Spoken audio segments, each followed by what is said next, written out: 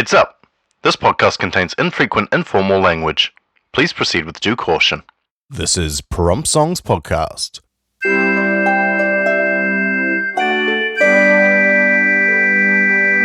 Different kind of podcast today.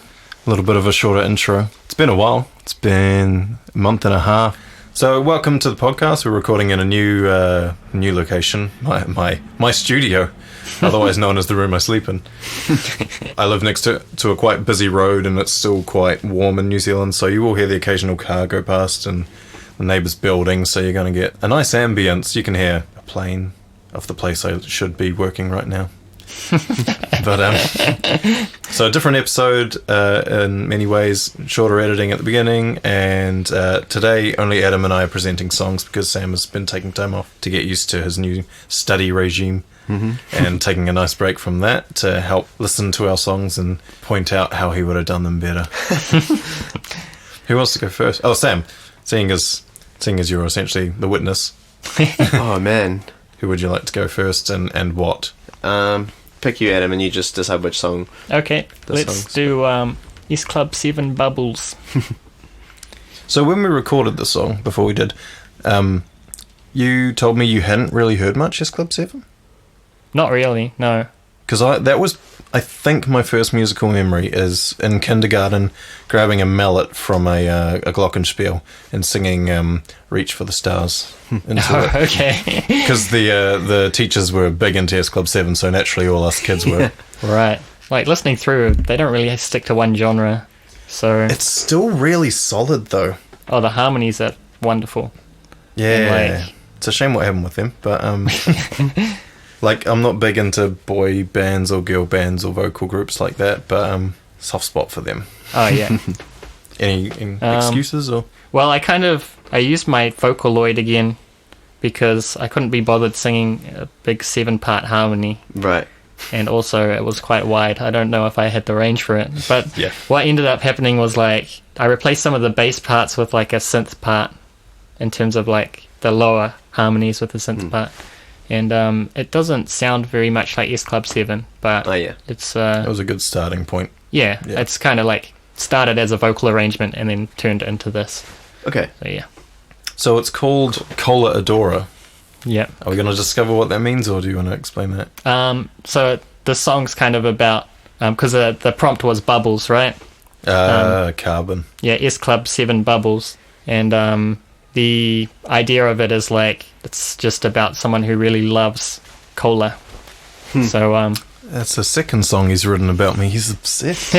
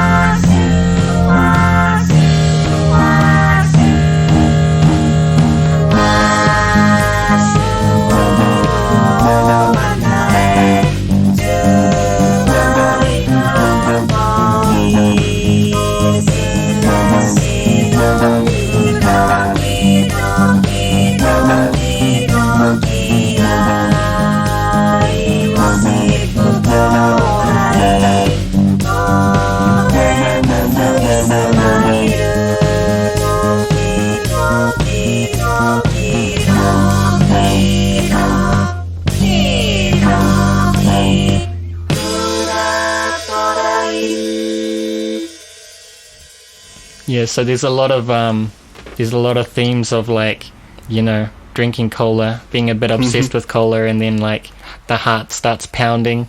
Oh, Tokidoki, yeah. Doki Doki, it comes up a lot, and then at the very end, flatline.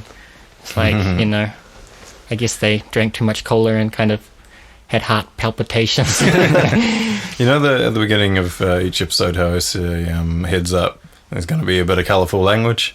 I should warn for this episode, don't listen to this one, and if you're under the influence of drugs, you may have a panic attack.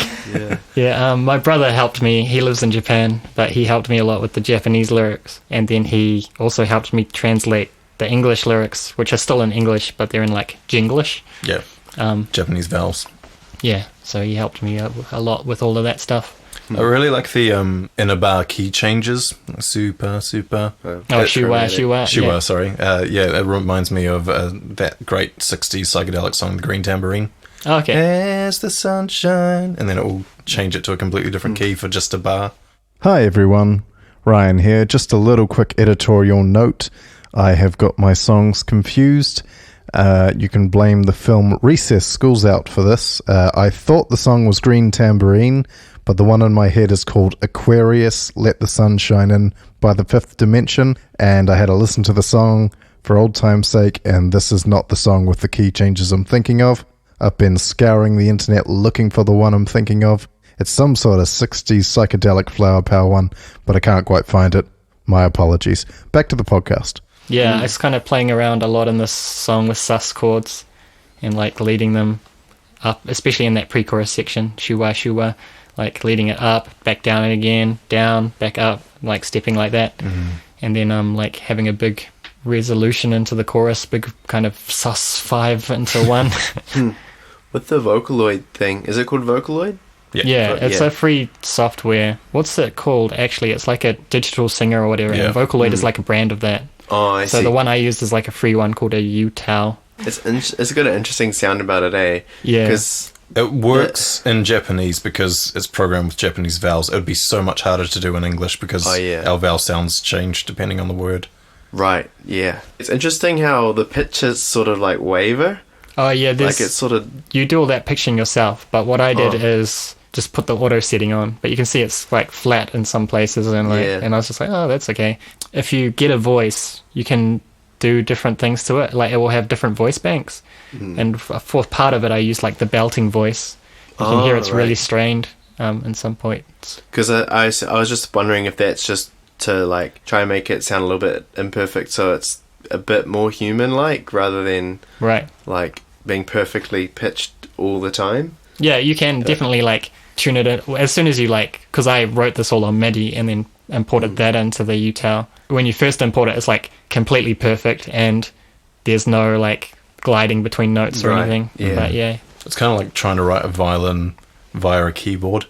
There's all those nice little slides and different ways that they can all play, whereas you have to program the pizzicato part with pizzicato, and then staccato is different, and then legato, and yeah. It's a bit of a nightmare. I wanted to add violin to one of mine, but I just gave up because it just didn't sound like a violin. Oh yeah. It sounds similar to working with like proper professional pitch correction software. Oh, right.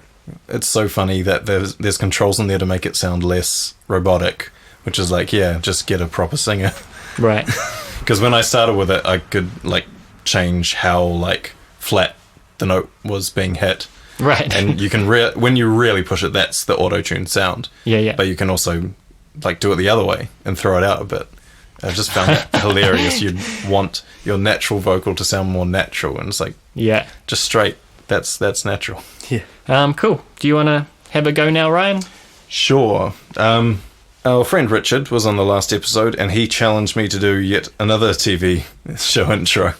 So, of course, this one has a little bit of backstory, not too much. I didn't think too much about it.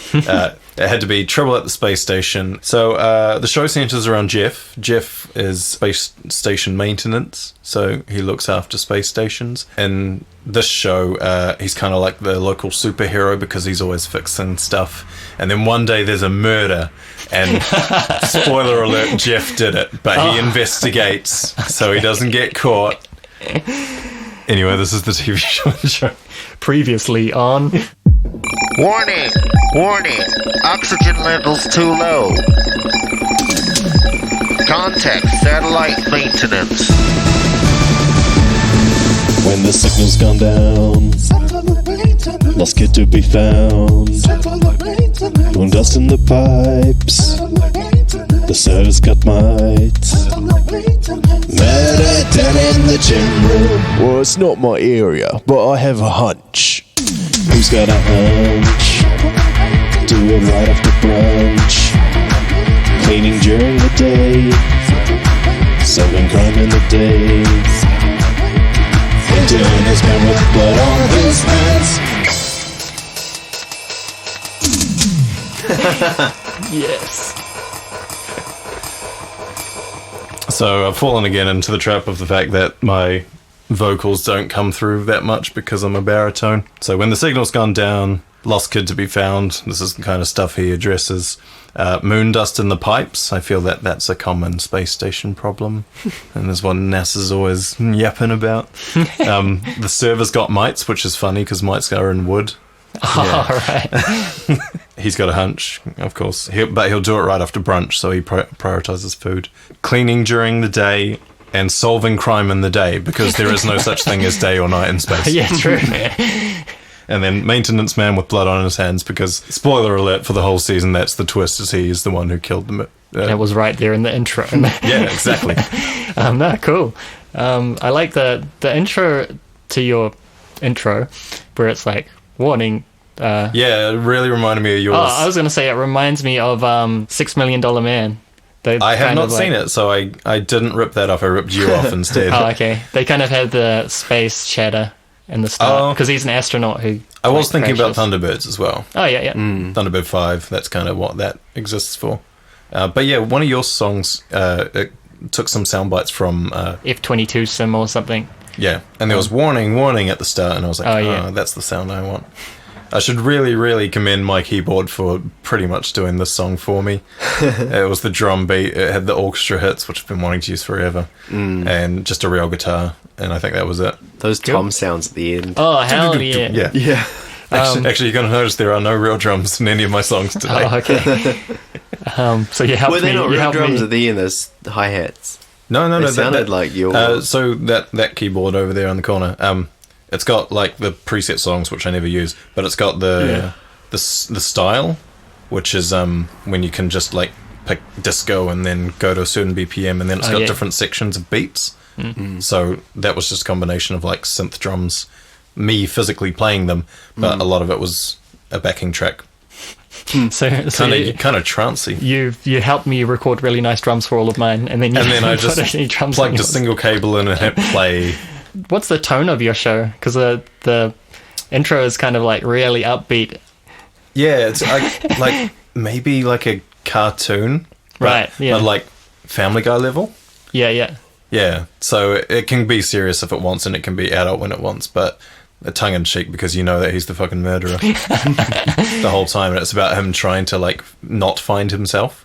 Right. Oh, there we go. We're getting deep into lore now. The whole thing, it's a metaphor for him finding himself but not revealing it. Because he doesn't want to address his past. Yeah. That's why he went to space, to get away from all of this. And the biggest twist, the only thing he murdered was himself. He's a ghost. Oh my gosh. Played by Bruce Willis. Season 2, Ghost on the Space Station. And then the big boss battle, he has to fight the Lobster King. Just tie it into the universe. What Ryan Cinematic Universe. I see you. Where would that happen? Would that happen in space? Would the lobster go to space, or would Jeff go? Maybe to there's the like ocean? a big problem, like an oxygen tank explodes and then it sends it into Earth's atmosphere and he crashes into the ocean. I see. And somehow survives by his own pure sense of righteousness. His own twisted sense of right and wrong. But yeah, it was a different style for me to go for. I don't really play around with electronic much, and so this was quite fun. Seemed very fitting for a TV show intro as well. Right, your second one, Adam? My second one, sure. This one's a bit, scary to reveal. So this one is supposed to be audience participation. And I was thinking like, what's the genre where the audience is also the band? It's a sea shanty. Hey, because they're all the rage again. All right. But yeah, the lyric prompt was like, don't badger the witness. And yeah, it's a sea shanty. And so it's kind of only voice. So that's kind of what's scary about showing you guys, because some of the singing is a bit out of tune because it's, no reference or anything. But yeah, let's have a listen and feel free to join in. Young Lachlan Fairburn set out on the sea, tempted by adventure and the camaraderie of his crewmates and captain whose ship he's aboard, whose fate he would see end to the pirate's sword. Don't badger Locky, 'cause he's been through hell. Don't badger Locky, till he's good to tell. Well, the ship was bound for distant shores. Treasure and glory were those crewmates' lures. They crossed the horizon when the dawn had just cracked, and young Locky Fairburn, the only one to come back. Don't badger Locky, 'cause he's been through hell. Don't badger Locky, till he's good to tell. Locky came back, but he wasn't the same. Some say he's guilty of leaving the ship to shame, but I stand with Locky against all of that shite, 'cause none know what happened that night. Don't badger Locky, 'cause he's been through hell. Don't badger Locky, till he's good to tell. When Locky comes over and shares his drink, then we talk to Locky like the old friend he is. Well, we hide the lad from the vicious brigades. We hide the lad till the hearsay fades. Don't badger Locky, 'cause he's been through hell.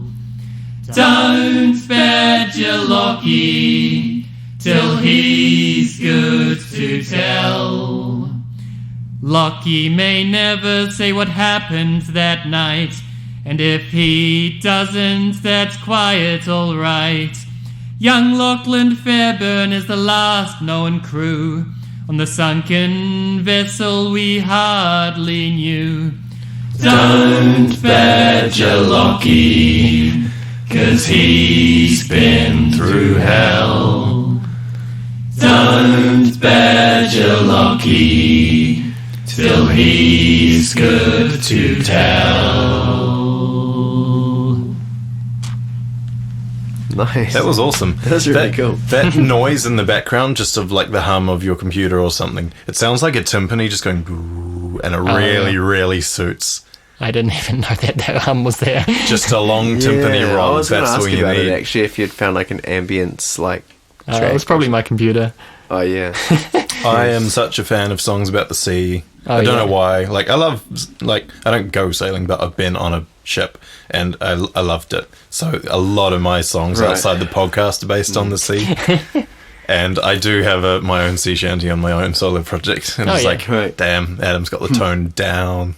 But yeah, my captain voice wasn't deep enough, I think. But oh well, you work with what you work with. So You should have, what was his name? Captain Stan. You should have called him up and he would have guested. was he help me, Bob? I'm bullying No, the Captain alley. Stan was in the last episode. Oh, okay.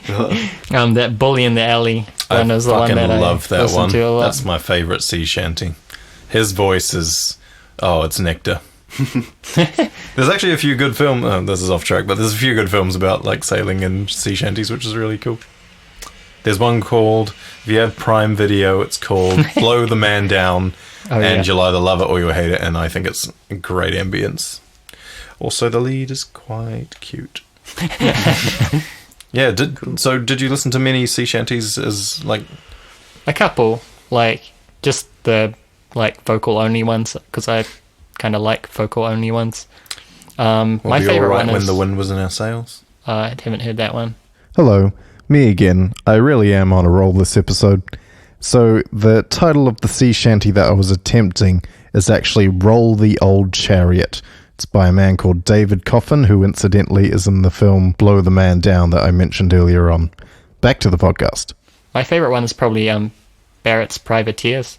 Yeah, I kind of listened to some and got some inspiration, and then just kind of wrote a 2-part harmony, then sang a bunch and sang some out of tune, because I feel like that's part of it. Well, you managed to get your backing vocals way better than I've ever attempted to. We did a song on our album Mosaic 93, right? The sun, go to bandcamp.com, it's there, called called The Lost Sock Society, and there's this huge backing vocal part in the second verse, which is me, you, and Richard, but you can tell it's the three of us. Oh, okay, right.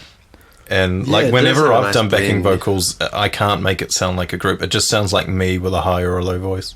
I did do the thing where I sang one close, sang one a couple steps back, sang one another couple steps back. I think you're just better at doing harmonies, because I can do different voices, but then it sounds like the Muppets are singing.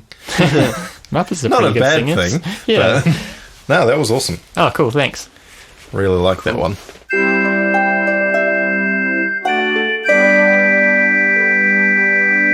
So as you heard, some of our songs were rushed. I think they all turned out pretty good for... Oh, they sound amazing, but but this is something that's affected me a lot, and I know it's affected you too as well. Maybe not as much, but procrastination is a very big issue in creative circles. And I was wondering what you two have done in the past to try and curb that, other than the obvious, which is just getting out and doing it. Is there anything that you found has worked in terms of getting your motivation back, or what you fall back on if you're not in the mood to be creative? I think one thing that makes you procrastinate is if what you're doing has if there's consequences for what you're trying to do. So like if you're thinking, I'm going to write a song for this project, then you've already set an expectation of what's going to come out of it. And so I think one thing that, which doing this podcast has helped me with as well, is just being able to jump into working on a song and not really having like an expectation for it going in. And I think with this one is good because we're not holding ourselves up to like a perfectionist standard. Yeah, like I might have done so in the past, but now I'll play a bass line, and if I play a wrong note, I'm like, stuff it, that's good enough. That's the general idea.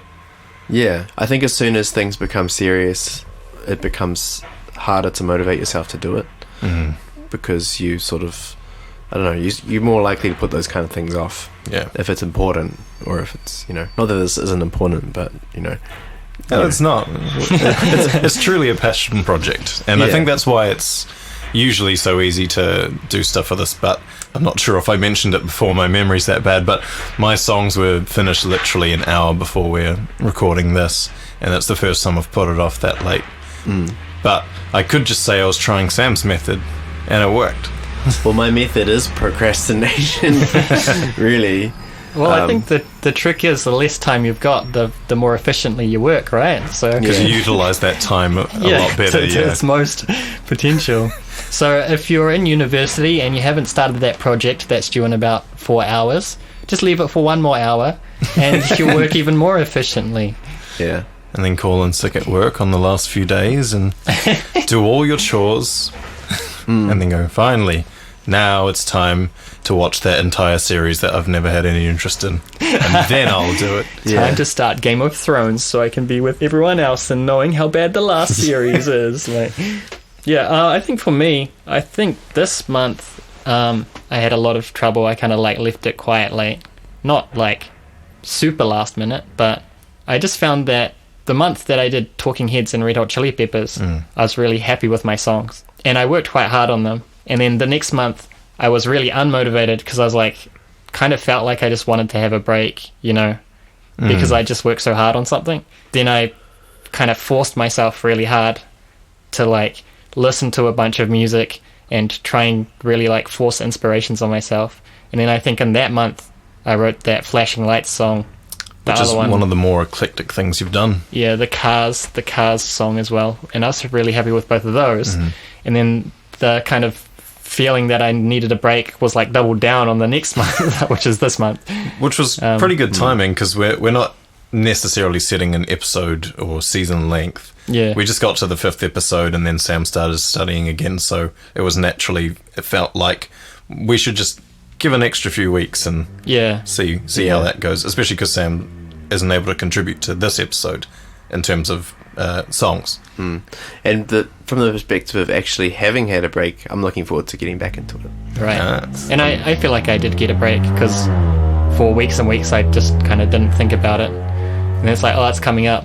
And then I kind of like just opened Sibelius and just like started programming shit. Keys, Yeah. Like, the only downside to procrastination is, well, it actually causes unnecessary stress, because it's in the back of your head, I have to do that thing. Whereas if you actually do it, then you can actually relax. Yeah. Like, the previous months where I've done, like last month's episode, I did both songs in the last like day or maybe 2 days, but we took quite a long time before that too. We probably had about 6 weeks. Yeah. gap. We had to try and get 4 of our individual schedules to match up. And the 4 of us all have completely different schedules. But then, like when I was procrastinating from doing it, I just sort of, I still knew that I had to do it. Whereas this past month, I haven't had to do any songs, and I definitely feel a bit more relaxed about it.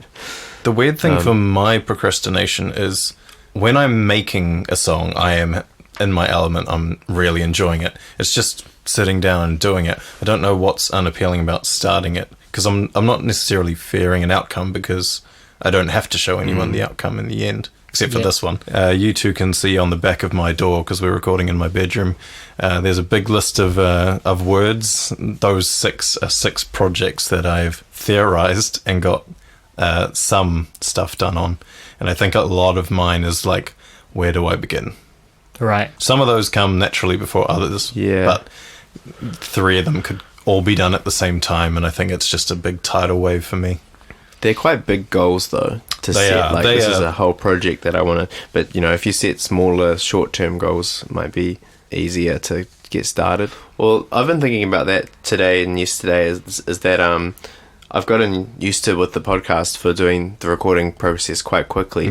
But that's the thing where I feel like my problems are the opposite to yours, because you're saying you struggle to get started on things. Yeah. Whereas, I also struggle to get started on things, but I think I struggled to have the motivation to follow things through to the end as well. Like I will start something and I'll feel really good about it, but then it's when it comes to like combing through like the nitty gritty details of like, All right. trying to The make something. admin of making it, yeah. Whereas with the podcast, I don't really ever do that part. I just write the song, record it like roughly to where I'm happy, but I don't go deep into mixing. I don't go deep into doing multiple tracks until it's perfect. Like it's a bit raw. We're essentially doing drafts. It's like, write this, and it's like, well, this is my ideas. And I feel like I'm really happy in that environment, but when it comes to the point of like, okay, I want to get this to that really polished level, it takes 10 times as much time as it does to get to where the level it is now. You know what I mean? Like you can spend like 2 hours just smashing out, just doing 1 or 2 takes per thing and just being like, okay, cool. But then, yeah, when you want to get it to that super polished level, that's maybe like 2 weeks of work. Yeah. I don't know. Well, also, you can spend all day like doing vocal takes, and you think, okay, I've got something here, finally, that sounds good to me. And then you give it a week, and then you go back and you're like, oh, I sound flat on half of that. I might just redo it. It's the wrong energy. Oh, yeah. But yeah, it's also a hard thing to recapture the energy. My partner and I just wrote a song 2 days ago, and we've been recording it. And the first day, I was like real happy with the energy, and we were like, sort of on the same page. And then the second day, we reopened the project, and I don't know, just took a little bit of like, it was harder. The spontaneity was gone a little bit. We're trying to like recapture what we had the day before, rather than it feeling like fresh. Right. I think that's that's one of the major discoveries for me, is like the best time to record is when you have the idea. Yeah. And yeah, sometimes that isn't possible, but of course, like we all have demos on our phones that are like, I wish I could sound like that again. Yeah. All right. We're probably overthinking it when we try and do it properly. In that moment of inspiration, you just kind of feel it rather than analyze while you're doing it. Yeah, overthinking it. Hello, Ryan Eddie Hale here. If you're enjoying the show and want to stay updated, please feel free to follow us on whichever platform you're listening to this on.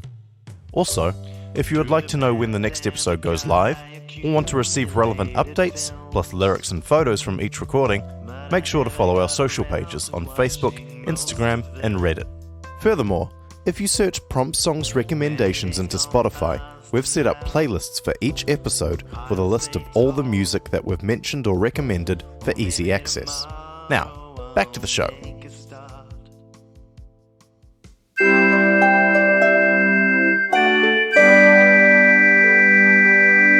I'm not going to say anything about this one other than I have committed an atrocity that Adam and I have both been guilty of doing to Sam in the past.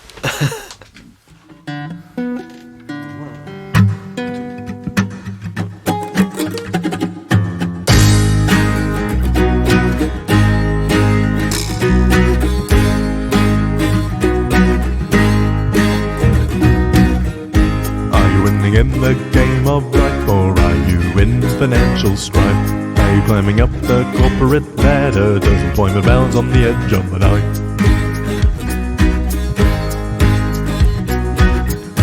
Are you settled down with the wife and kids, or do you struggle with relationships? Stressed about how many liked your post, or are you about to pissed you off the most?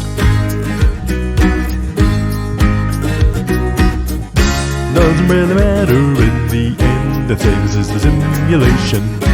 What if everything's pretend? What if there's no destination? If we're lost in space, just counting down the time, why are we all in the bathroom doing lines?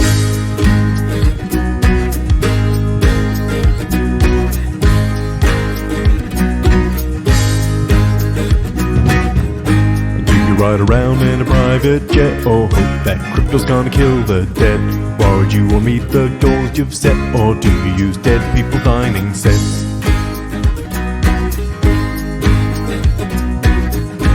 Do you go to work on a bus or train, or do you make a month's worth in a day? Do you live your life all worry free, or is each week a big subscription fee?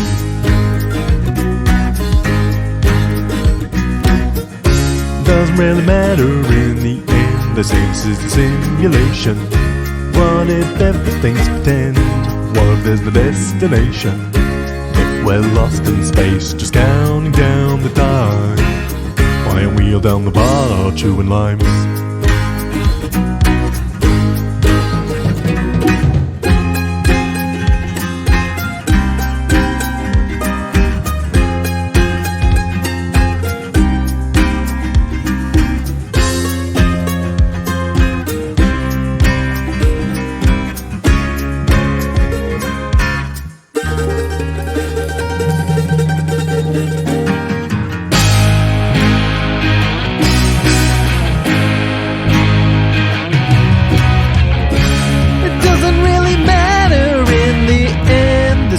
Is a simulation. What if everything's pretend? What if there's no destination? If we're lost in space, just counting down the time, why are we all down the bank house stealing dimes? Why are we all drinking whiskey all the time? Why are we all in the bathroom doing lines?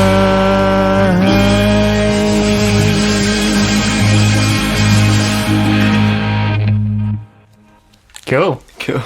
Love the section change. Nice. Yeah. I had to reference the original because the original's so good. It's cool to hear it with drums though, because I never got to put Keyboard that in drums. Yeah. As you can tell when I mishit one thing. It's got had more of a swing beat. What was there like? I wanted to countrify it. Oh right. I wanted the mandolin to be very like predominant, but my mandolin's quite shite. So I'll have to wait for another year when I actually get a proper mandolin. But I just wanted to make it like a foot stomper. Oh yeah. And I wanted to sing a song in baritone for the first time. Because I thought I could sing the song in your range, and then I got to the end and I was like, I might need to practice that a lot more. It's pretty high for me. Like it's right up there for me. So yeah. I have to commend you for the song. Having learnt the song by ear, this doesn't make much sense in terms of key. because he plays 3 major chords right next to each other. Oh, yeah. C sharp and D, I think. But it works just because of the way he plays them and the falling and rising of it.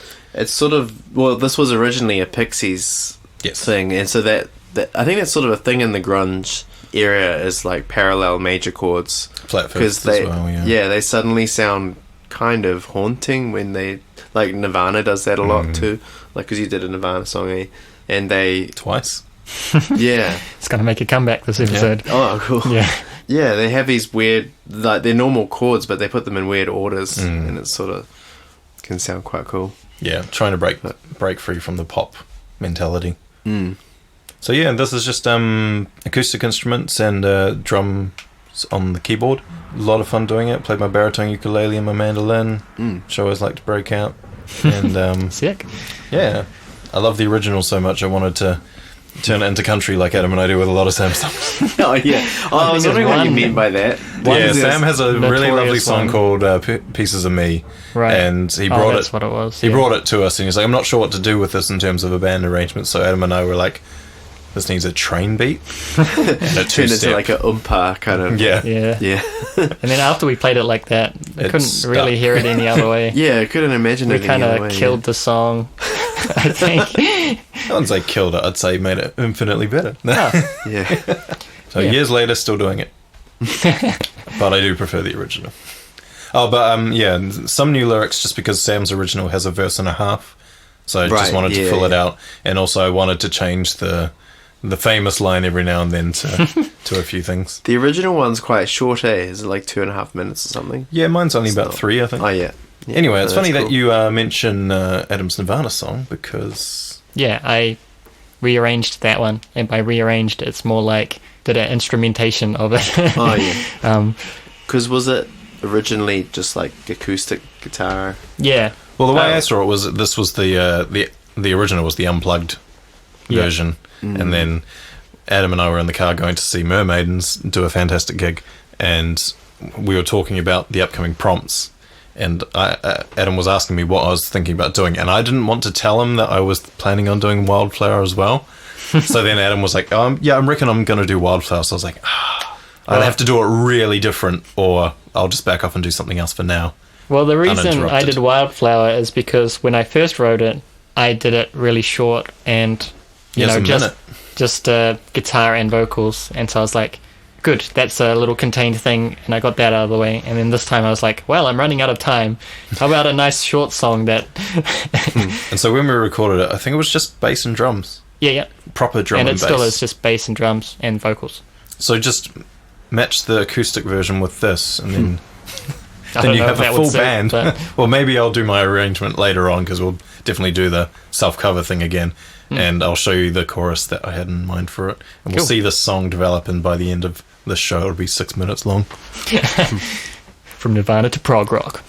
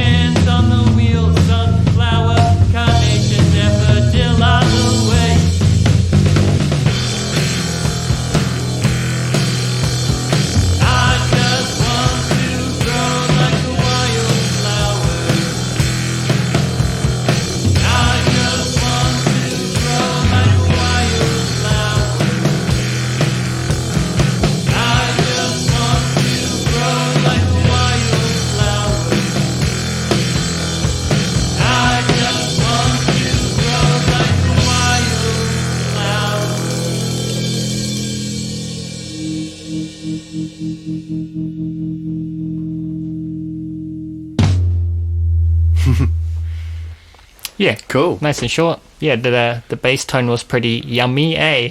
Later on, it reminded me of dessert. Yeah. Well, it was actually recorded with a prunes and custard pedal. Shout out to Crowler Audio. Yeah. We're not sponsored, but hey, idea. We're not sponsored yet. Yeah. It's made in New Zealand, right? Yes, made by Paul Crowther, who was the not the first, but my favourite drummer in Split Enz and an audio mastermind. Yeah, and he also fixes pedals and things because he's fixed a few of my stuff. All right. I think the amp that you're sitting in front of was fixed by him as well. Yeah. Yeah, legend. I managed to meet him once and tell him that I really like his drumming style and his gear, and he was a lovely man. Oh, good. Yeah, I'm sure he still is, but haven't seen him since. You know what they say, you can sometimes meet your heroes. Sometimes. Not always. You can meet all of Tokyo Ska Paradise Orchestra. I can confirm. This was really fun to do, because I already knew the song. I just thought, well, we're doing Nirvana, what would Dave Grohl do? And so I drank too much coffee. So I just drummed like Dave Grohl, and that was a really fun thing to do. Cool. It's a cool sort of sound as well, just bass, drums, vocals. Yeah, and I really like the riff. Quite effective, yeah. It stands out, yeah. And then it's filled with flower puns. What's not to like? Flower puns. Right, so my final song is the one I drew from the egg, I think, which was a suggestion from Sam, which was Disco, and then a lyric prompt from me, which was a moment of madness, and it had to feature wordless singing. So the story is a different Jeff, but his name's Jeff. He goes to the disco and he has a panic attack. Oh, okay. Hello again, Ryan for the last time. Just a quick editorial note that I forgot during the discussion, but I thought worthy of mentioning here. This song is called Panicked at the Disco. Do with that what you will. Back to the podcast.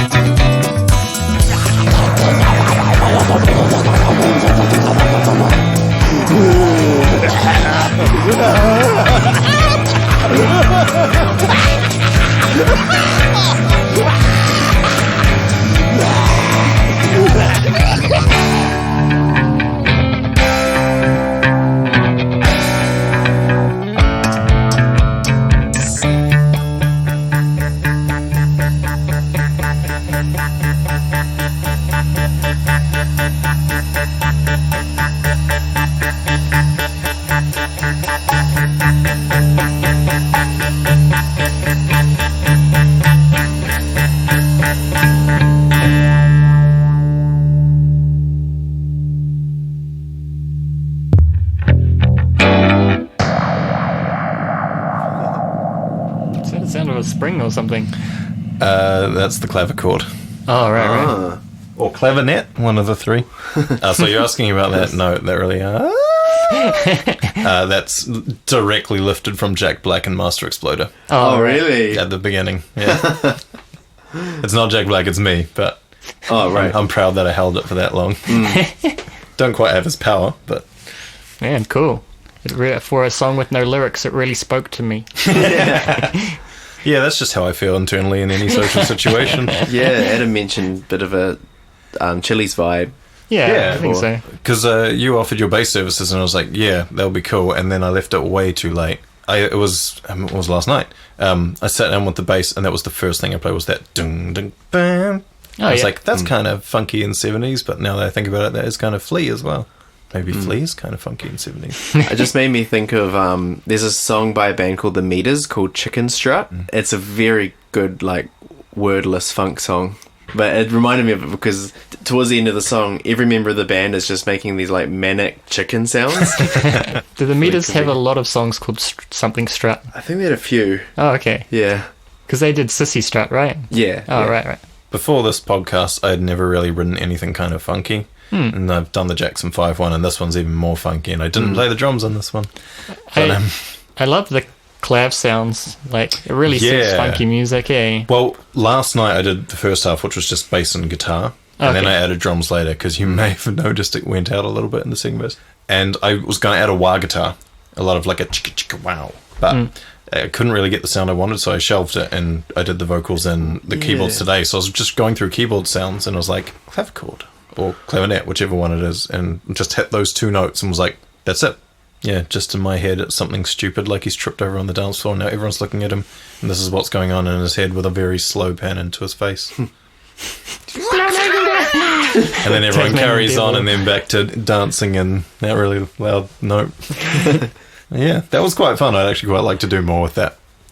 Yeah, that was really cool. But the part where he's freaking out is literally just guitar playing an A7, bass hitting some sort of like running scales, and then the clavichord is just me like hammering on it with my fist. Oh yeah, periodically, like John Lennon. Yeah, but there is a bit of a connection, like between the Chili's vibe and then also the Donny sort of style vocals. Yeah, from Wild Thornberry's voiced by Flea. Yeah. But yeah, that's just what I hear in my head all the time. You're welcome to Ryan's head. You're just like talking, and we're just going. Actually, I had to walk the dog this morning, and I had all of that except for the Jack Black. Oh, right. So I walked out the gate, and then that came into my head, and so for the entire walk, I was just going. Then I came back and recorded it, and after I did that, I did the freak out, and then I realized that the neighbors were home, and I'm like, what do they think I'm doing? Because they're hearing me hold a note for a very long time, and then I just go insane at the end. Yeah. I sometimes wonder what people think about if they can hear me recording from the next room, just clapping for like half an hour. Yeah. And just singing the same line, like backing vocal line, like 20 million times. That would make a hilarious documentary, just the outcuts of musicians' lives. Yeah. Well, I'm sure that the neighbours for me were like, all right, we get it. We shouldn't badger Locky. After I did like 8 or 9 backing. Yeah.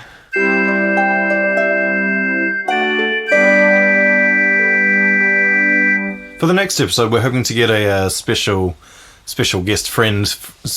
friend guest. Won't be named just in case they aren't able to make it. So hopefully we will get them on. If not, we'll definitely get them on some other time. So for the next episode, Sam will be rejoining the festivities. And to celebrate his return, I thought we would just give each other prompts the old-fashioned way from our heads, rather. We'll give the eggs a rest. Well, I give my prompts from my heart. I give them from my right elbow. So, Adam, I've been wanting to give you this prompt since the Prompt Songs podcast idea. Yellow Magic Orchestra, otherwise known as YMO, one of the most fantastic electronic bands ever, pioneering. All three of them have fantastic solo careers. So just any, like, there's 3 or 4 distinct periods you could pick from. I know which one you'll go for, though. The service area. Service? Yeah. Oh, yeah. I was like, because I knew you were going to give me this prompt because you mentioned it like a couple of days ago when we were recording. And I was listening back to that first Solid State Survivor album. It's so completely different. Good. It's so good as well. Yeah. It's like, Their first one's really 8-bit. In 1978, Solid State Survivor was like, here's how poppy we can be. And then they went fully experimental, then they went fully poppy, then they broke up, then they came back and they were extremely experimental, and now they're not really together anymore, which is kind of sad. Oh, yeah. But yeah, the lyric prompt is planned obsolescence. Planned obsolescence. Technology related. Very fits in with the Kraftwerk Waymo things. Sam, I want you to do a song on the guitar of your choosing, but you're not allowed to play the D or G strings at all. You have to mute those strings, not play them. Could you retune them to a different... No. The lyric prompt is a windmill in a storm. As for the genre, up to you. Okay, thanks. Just the guitar has to be featured, and the E, A, B, and E strings are the only ones that you can play. Okay, I'll give my prompt to Sam next. So, you're allowed to play all the strings.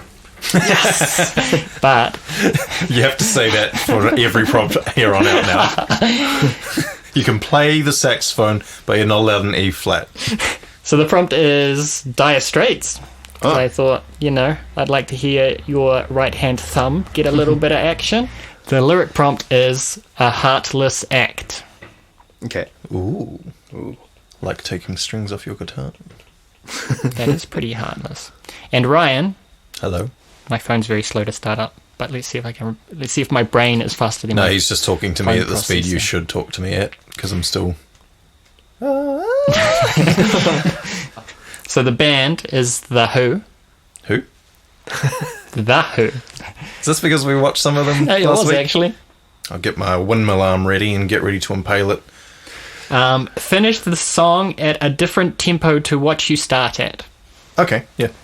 Cool. So you kind of did that in your prompt, your disco prompt, right? I slowed down, yeah. Yeah. I like the idea of having a song where every single bar is like 2 ppm faster. Oh, yeah. Like, maybe I'll do something like that. That was pretty hard. Or maybe I'll just do a really slow song and then like quadruple the speed at the end.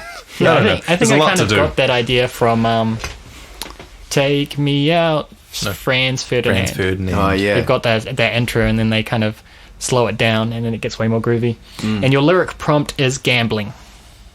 I'm pretty sure I have a few songs on gambling. Is this because I'm into crypto and shares and stocks at the moment? I was thinking more of the card investment. Oh, and that as well. Fuck. Cool. My prompts? Yes. Actually, I should probably say both of these prompts are actually courtesy of Tanya, my fiance. Bit of a weird brag. I brag about it all the time. So, yeah, her prompt for Ryan is Beach Boys. Oh, I was going to give you Beach Boys. Great one, Tanya. I love the Beach Boys. And the lyric prompt is, your phone battery isn't as good as it used to be. Which is true. But true, you know, most people. The thing about Beach Boys, the thing that's really unique other than the harmonies and the guitar sound in the early part is Brian Wilson's voice, because he can go,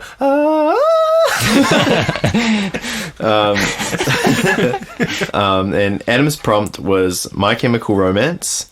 Which is, welcome to the Black Parade. Yeah. Well, like, I've never really listened to them. But I had one student. Bop.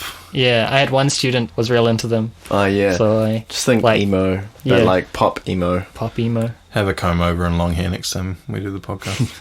All right. How long? I've got to grow it out. Has to go at least to your jawline. And so My Chemical Romance, and the lyric is Climate Change. Climate Change. All right. Cool. Very political. Yeah. Polluting scares the living shit out of me. Do we want to do recommendations? Sure. Anyone want to go first? Me. So, a new go, Sam. Bros and Arrows album might be coming out in the next month. It's called Rock and Roll Circus, and I sang 2 songs on it. And I have heard one of those songs last year when they recorded it, and it sounds amazing.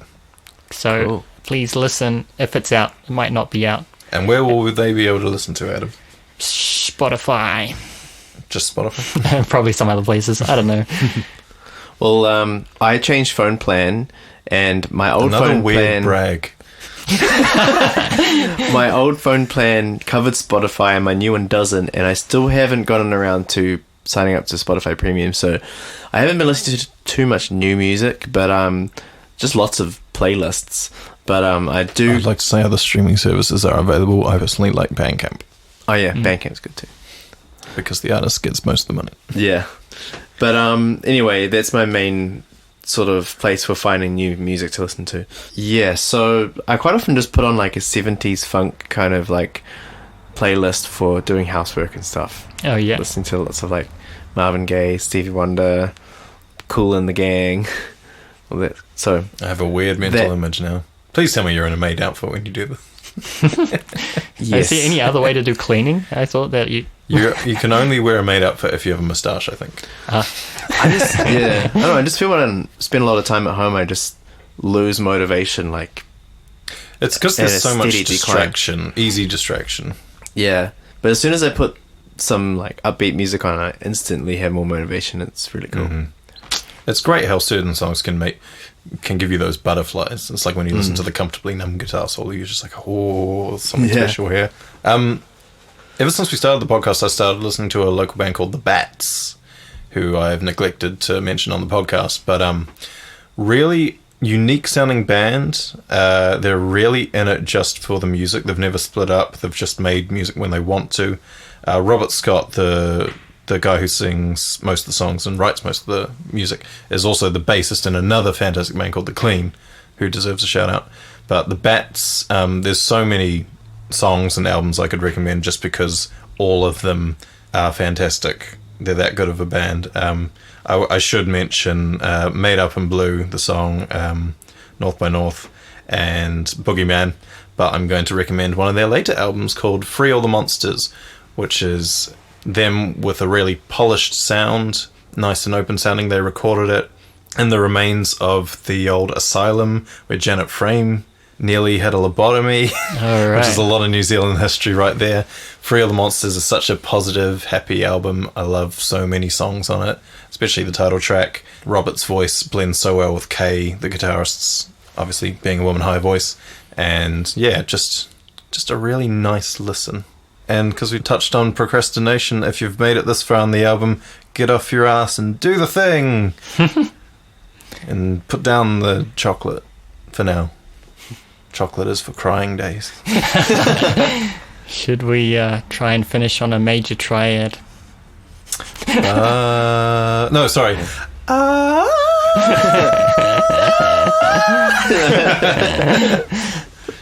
What note do we want? Oh, you be the bass and then you layer on the third. I'll try the fifth.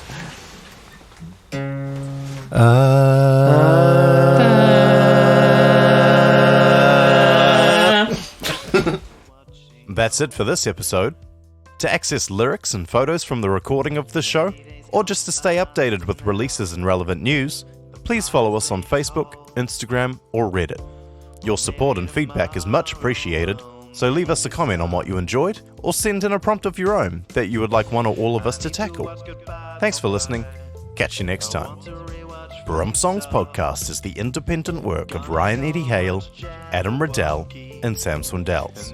All music featured is original, and all relevant rights belong to those parties. And check out Sleeping Dogs. And how about the director's cut of Midsummer Film?